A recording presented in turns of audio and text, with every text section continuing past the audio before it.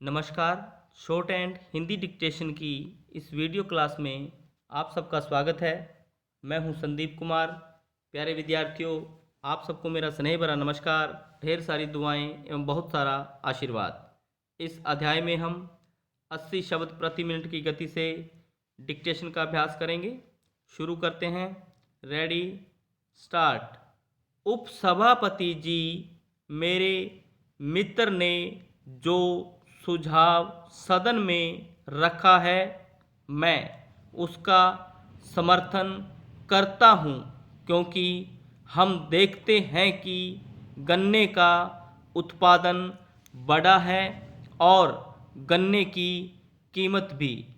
माननीय मंत्री महोदय कहेंगे कि धीरे धीरे दिन पर दिन बढ़ाने की कोशिश रही है और कुछ बड़ी भी है। उसके बाद अगर हम तुलना करें तो चीनी का उत्पादन भी बढ़ा है और 60 लाख टन से भी ज़्यादा हुआ है और जहाँ तक मुझे मालूम है यह और भी आगे बढ़ने वाला है।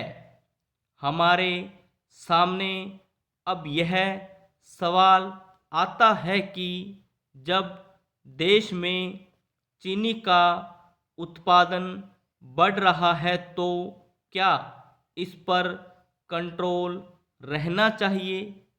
यह एक मुख्य सवाल है।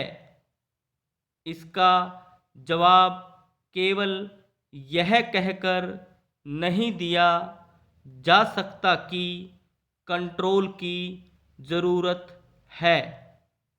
बहुत से लोग आज कंट्रोल के खिलाफ हैं और जैसा कि मेरे माननीय दोस्त ने कहा कि बुनियादी तरीके से वह भी कंट्रोल के खिलाफ हैं। उनका भी आखिरी लक्ष्य कंट्रोल नहीं है। मुझे डर है कि यह कंट्रोल भी कहीं हिंदुस्तान में इस तरह घर न कर जाए जैसे कि नज़रबंदी कानून घर कर गया है और उसकी बार बार आयु बढ़ा दी जाती है। इसलिए मैं चाहता हूँ कि माननीय मंत्री जी आज इस बात पर प्रकाश डालें कि जब देश में चीनी का उत्पादन बढ़ रहा है तो वह कंट्रोल क्यों नहीं तोड़ देते? क्या उनको इस देश के व्यापारियों पर विश्वास नहीं रहा या किसके ऊपर विश्वास नहीं रहा? यह बताएं। आज देश में किसकी मांग है कि कंट्रोल रहना चाहिए? क्या यह मिल मालिकों की मांग है या व्यापारियों की मांग है या उपभोक्ताओं की मांग है या सरकार की मांग है?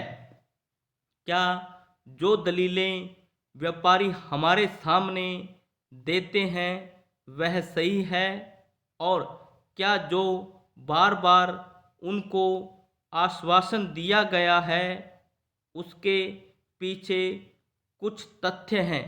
यदि नहीं तो मैं समझता हूँ कि अब समय आ गया है कि इसके ऊपर विचार किया जाए और सीरियसली इस पर विचार किया जाए कि कंट्रोल रहना चाहिए या नहीं रहना चाहिए।